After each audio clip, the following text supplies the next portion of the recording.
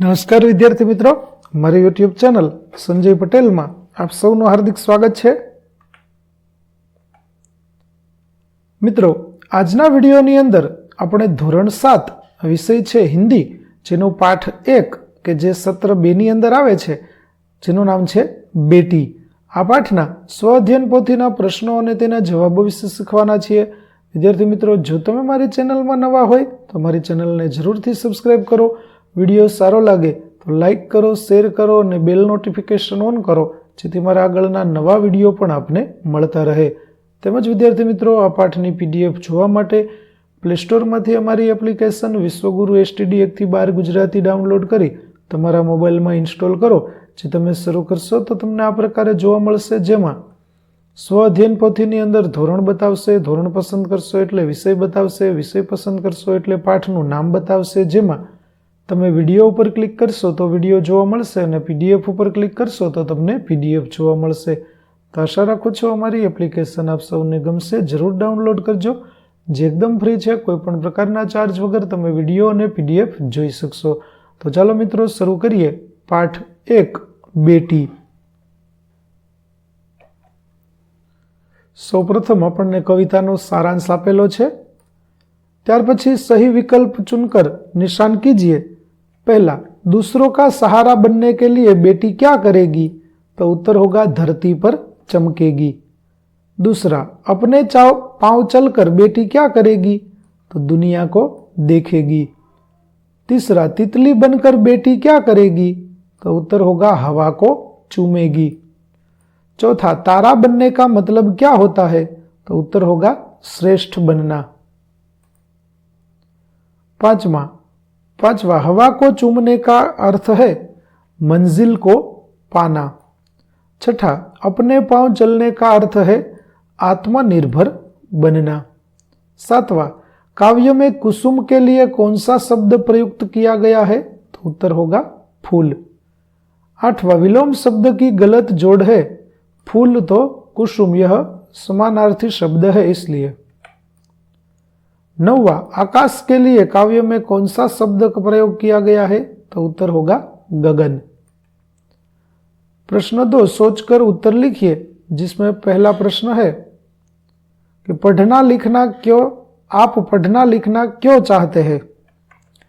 तो हम पढ़ लिख कर ही जीवन में आगे बढ़ सकते हैं, कुछ हासिल कर सकते हैं। हम अपने कुटुंब का और अपने देश का नाम रोशन कर सकते हैं, इसलिए पढ़ना लिखना चाहते हैं। दूसरा, आत्मनिर्भर बनने के लिए आप क्या करेंगे?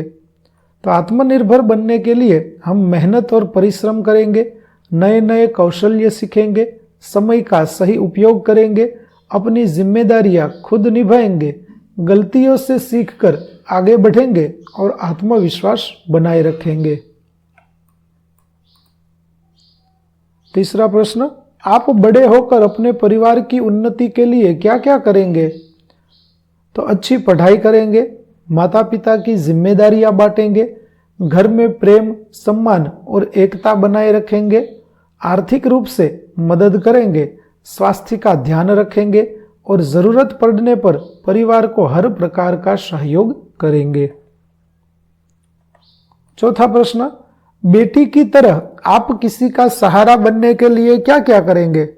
तो बेटी की तरह हम भी किसी का सहारा बनने के लिए अच्छी शिक्षा प्राप्त करेंगे, समाज व देश की उन्नति के लिए अधिक योगदान देंगे और जरूरतमंदों की सहाय करेंगे।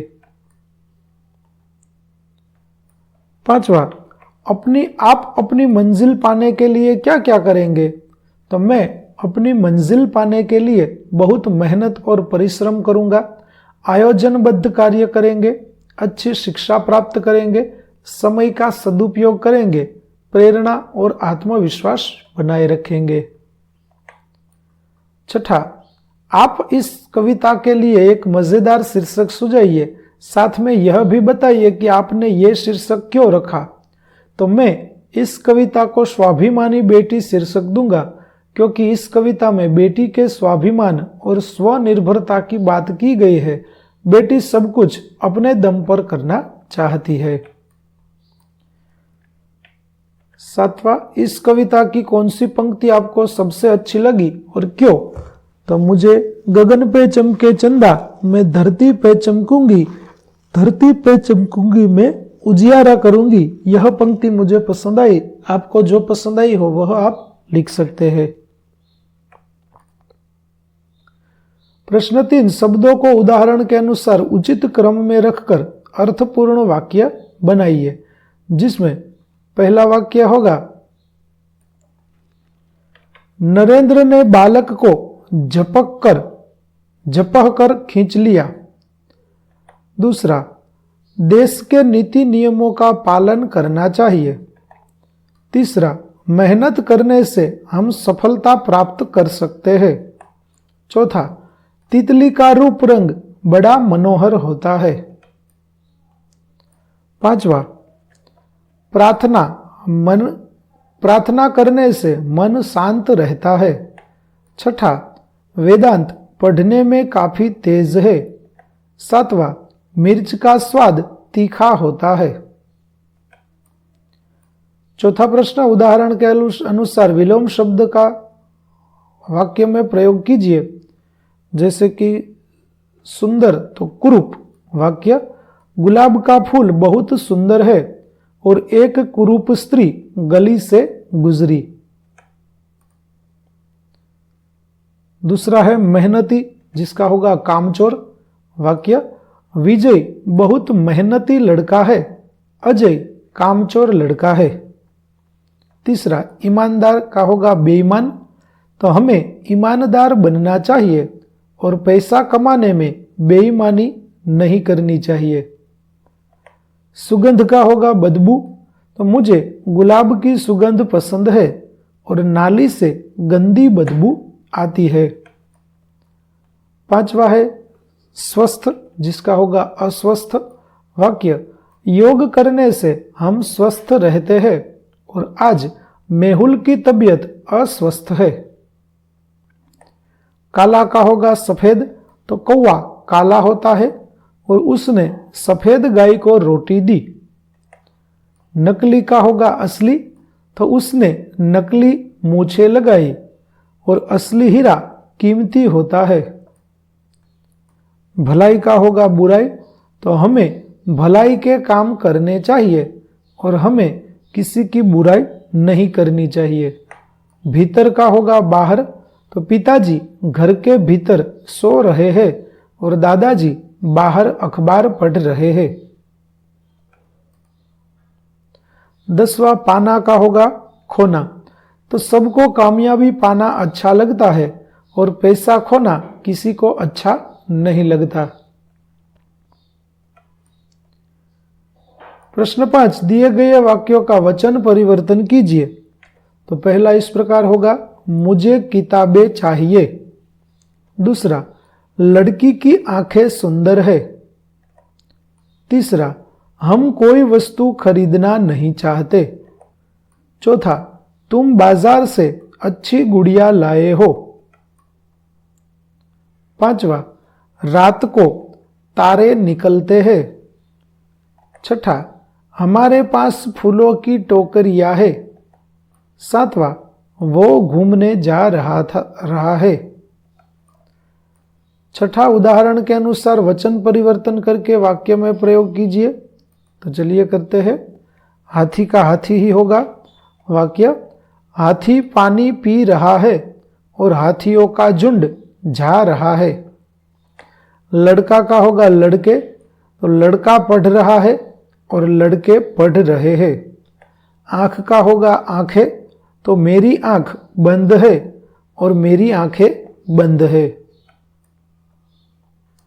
वस्तु का होगा वस्तुएं, तो मेरे पास एक वस्तु है और हमने बहुत सारी वस्तुएं खरीदी।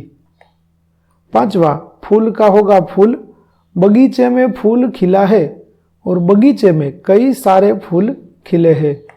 महिला का होगा महिलाएं, तो महिला जा रही है और महिलाएं जा रही है। सातवां विशेषण, निम्नलिखित वाक्यों में से गुणवाचक विशेषण छांटकर कोष्टक में लिखिए, जिसमें पहले में होगा भला, दूसरे में लाल, तीसरे में ज्ञानी, चौथे में होगा दैनिक। उसके बाद पांचवें में विशेषण होगा सुगंधित, छठे में होगा मद्रासी, सातवें में होगा लंबा, आठवें में होगा चिकना, नौवें में होगा कड़वा, 10वें में होगा पूर्व और 11वें में होगा कमजोर। उसके बाद निम्नलिखित विशेषणों का गुणवाचक, निश्चय संख्यावाचक और अनिश्चित संख्यावाचक में वर्गीकरण करके वाक्य प्रयोग कीजिए। तो सबसे पहले गुणवाचक में होगा चतुर और मीठा। तो वाक्य, व्यापारी बहुत चतुर था और मुझे मीठा खाना पसंद है। उसके बाद निश्चित संख्यावाचक में आएंगे ढाई और दोनों। तो मैंने 2.5 किलो शक्कर खरीदी और हम दोनों खेलने गए। और अनिश्चित संख्यावाचक में आएंगे कुछ और थोड़ा। वाक्य, मैं कुछ दिन बाद आऊंगा और मुझे थोड़ा सा नमक चाहिए।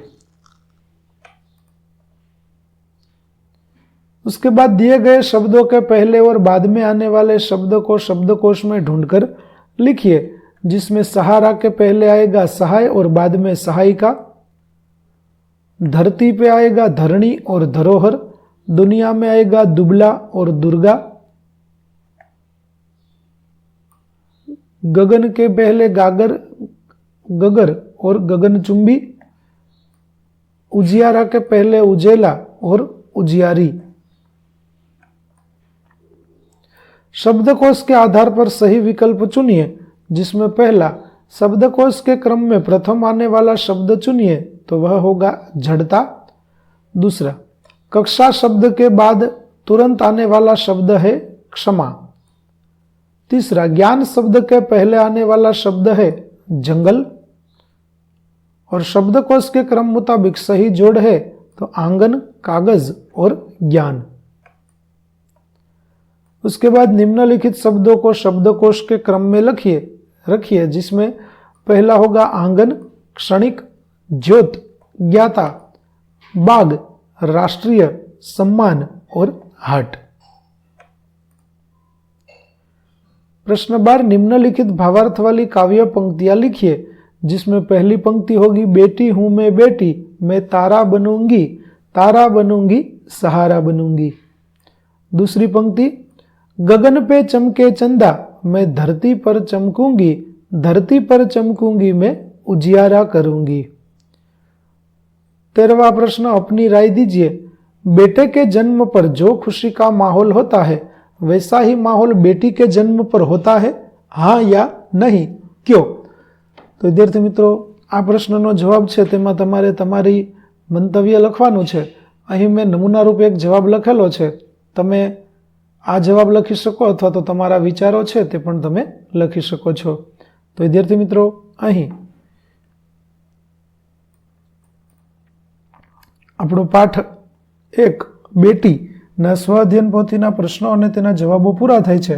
આગળના પાઠના પ્રશ્નો અને તેના જવાબો મેળવવા માટે મારી ચેનલને જરૂરથી સબસ્ક્રાઇબ કરો, તેમજ પીડીએફ જોવા માટે પ્લે સ્ટોરમાંથી અમારી એપ્લિકેશન વિશ્વગુરુ STD 1-12 ગુજરાતી ડાઉનલોડ કરો, જેમાં આપને ધોરણ 7 તમામ વિષયના સ્વાધ્યાય સોલ્યુશન, સ્વાધ્યાય પોથી સોલ્યુશનના વિડીયો અને પીડીએફો મળી રહેશે, જે એકદમ ફ્રી છે। કોઈપણ પ્રકારના ચાર્જ વગર તમે વિડીયો અને પીડીએફ જોઈ શકશો। તો આશા રાખો અમારી એપ્લિકેશન આપને ગમશે, જરૂર ડાઉનલોડ કરજો। ફરી મળીશું નવા વિડીયો સાથે, ત્યાં સુધી આવજો।